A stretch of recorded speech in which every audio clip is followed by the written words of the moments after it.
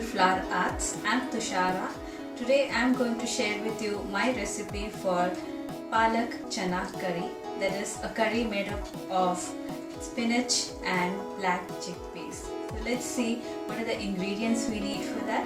2.5 cups of roughly chopped spinach or palak. I have here half a cup of black chickpeas or chana which has been cooked, 1 cup of roughly sliced onions, 1.5 tablespoon of finely chopped garlic, half tablespoon of finely chopped ginger, some curry leaves and dry red chillies, and some whole spices. Here I have taken around 4 cloves, a bay leaf and cinnamon. Here I have boiled half a cup of Masoor dal or red lentil. You may take your favorite dal. And here I have half a cup of boiled potatoes and half a cup of tomato puree, or you may even take half a cup of chopped tomatoes. Yes, you can boil the potatoes, the lentils, that is masoor dal, and black chickpeas or chana together. From the spice box you will need some mustard seeds, cumin seeds, coriander powder, red chilli powder, turmeric powder and garam masala, and some oil for cooking, and of course salt to taste. So let's see how to make this spicy palak chana curry. I have a pan here heating up with around 2 tablespoons of oil. So when the oil is hot enough, I'm going to add some 1 teaspoon of mustard seeds and let them splutter in the oil. When the mustard seeds start spluttering, I'm going to add the cumin seeds or jeera, around half a teaspoon, and let them splutter. Next I'm going to add the whole spices, the cloves, cinnamon sticks and the bay leaf, and let them fry in the oil. In goes the curry leaves. Next I'm going to break the red chillies, dry red chillies, and drop it into the oil. Add the chopped garlic and ginger into the oil and saute it very well in the oil. I sauteed the garlic and ginger in the oil for about 1 minute in under medium flame. Now I'm going to add the sliced onions into the oil and again saute it till they become soft.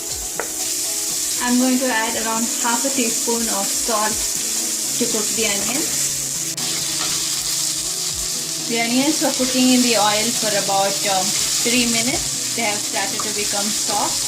At this point I'm going to reduce the heat to a minimum and start adding the spice powders.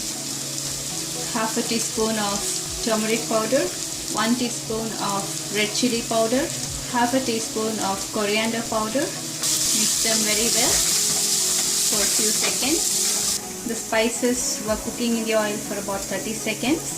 Now I'm gonna add the chopped spinach or palak into the oil.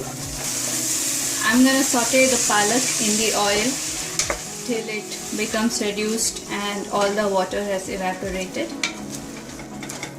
Make sure the flame is at medium.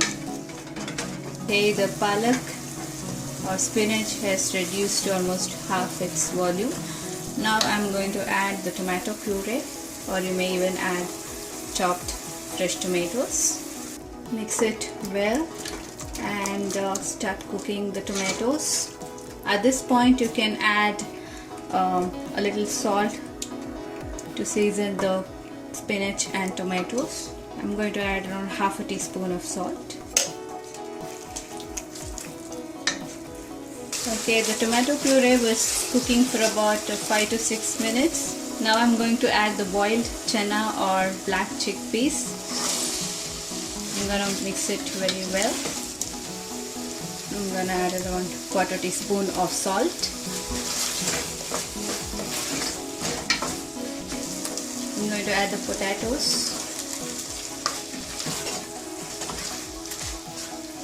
Next I'm going to add the boiled and mashed dal, that is Masoor dal or red lentil. I added the potatoes and the Masoor dal just to thicken the curry and to give it a texture.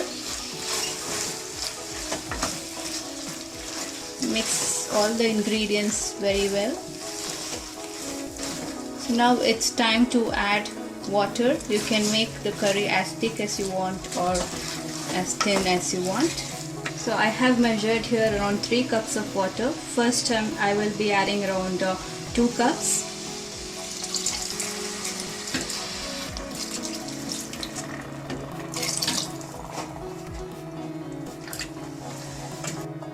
So for me, I think 2 cups of water is enough. If you want a more thick curry, you can add lesser amount of water, or you want a thin curry, you can add another cup of water.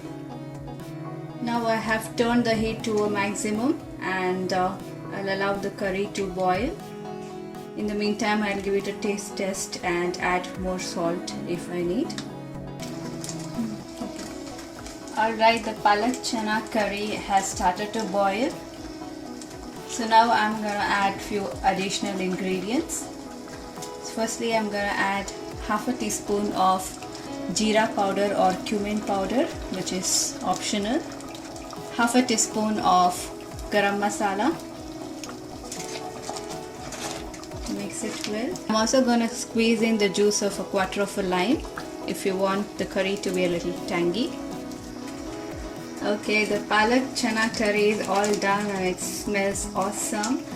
Now, as a final step, after switching off the stove, I'm gonna add lots of chopped fresh coriander leaves. See how colorful it looks right now. I have served this Palak Chana curry with chapatis. It also goes very well with rice or naan. It's an awesome dish for everyone, particularly vegetarians, because this dish is rich in proteins as it contains chickpeas, the lentils and spinach.